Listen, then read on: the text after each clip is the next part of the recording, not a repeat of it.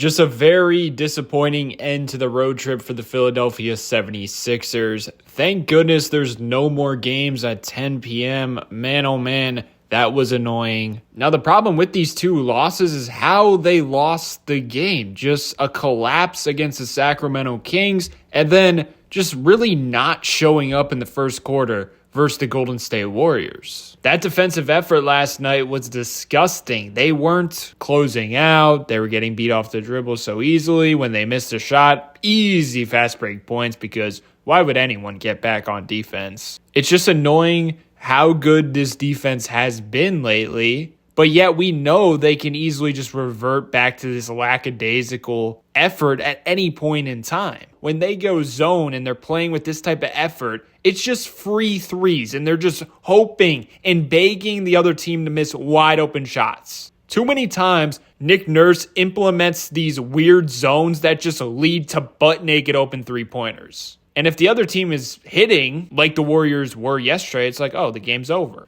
I think the takeaway between the two losses is like just how undisciplined this team is, especially offensively. I feel like every now and again you see good ball movement, but they never stick to what's working. They don't have like the mental fortitude to stick to what's working. All of a sudden, the ball just stops moving, and it's a dribble show, an ISO show.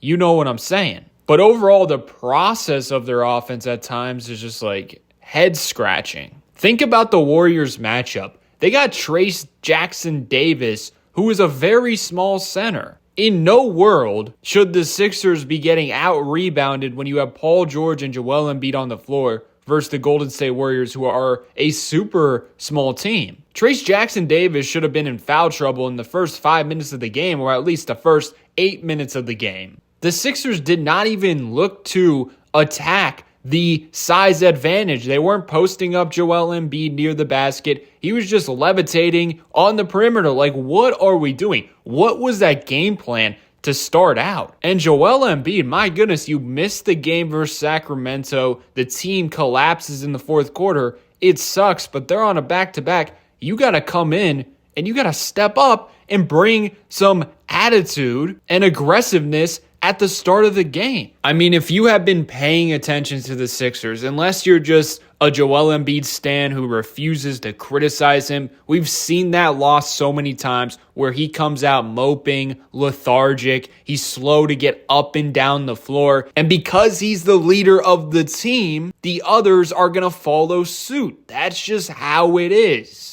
And yes, he had 28 points and 14 rebounds, but my goodness, where was that in the first quarter? He got most of those stats when the game was over. He was shamelessly stat padding, shamelessly putting in more effort in that third quarter compared to that first quarter. How does he not come out of the gate with that attitude, with that effort? It's not even about statistics. It's not even about scoring. It's about imposing your will against a small team. It's about going for every single rebound, actually getting up and down the floor. It's January 3rd, and we have Reggie Miller calling out our best player for being out of shape. And Sixers fans are going to be like, oh, Reggie Miller hasn't watched one game. I don't care if he hasn't watched the Sixers. He was there live right in front of Joel Embiid, seeing it in front of him. It's not very hard to recognize when someone's out of shape. I mean, that was just embarrassing to me. And that brings me to the duo of Paul George and Joel Embiid. It's just a terrible fit. Both of them have this lackadaisical mindset where they'll just come out and like kind of sleepwalk through the motions, and you can't do that as a leader because it's going to trickle down to the rest of the team. This team really needs a vocal leader like Jimmy Butler. I'm not saying go trade for him because obviously it's unrealistic considering the Heat are not going to want that Paul George contract. But I'm just saying the mindset of Joel Embiid and Paul George, I believe they think they care. They're going to say they care, but I don't think they're doing the proper things off the court to actually get it done. It also seems like Embiid has like zero interest of developing a two-man game with the newly acquired Paul George. They barely ever run it, and when they do and it works, they don't go back to it the next possession. You should be trying to get Paul George involved. You should be trying to get Paul George his chemistry on the same level that you have it with Tyrese Maxiell. But most of the time, Paul George is just standing and watching Maxiell and Joel Embiid play with each other. Pause. So get this, Embiid has 44 assists on the year. Only 7 of them are to Paul George.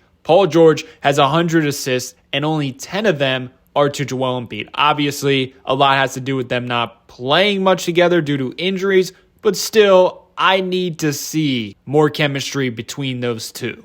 The idea of Paul George as a player makes sense next to Joel Embiid and Tyrese Maxiell, but in reality, it doesn't, considering his personality and how he's regressed as a player. Like, I cannot trust him at all with the ball in his hands in a high leverage situation. I have no trust in him hitting a clutch shot in the fourth quarter when it all matters and he's wide open. I'm sorry. I just don't. I really don't. The dude had 30 points, was arguably the best player on the Sixers that night offensively against the Sacramento Kings. And in the fourth quarter, I still had zero trust in him. And I was like, why is Nick Nurse running out of timeout plays for Paul George and not Tyrese Maxiell? That clutch gene in Paul George just does not exist. Or we just haven't seen it so far for the Sixers. And the thing is, his game is so predictable. He's just shooting contested mid-range shots. Like, that's his shot diet. And then the occasional wide open three where he's been missing this year. He usually knocks that down, which is annoying.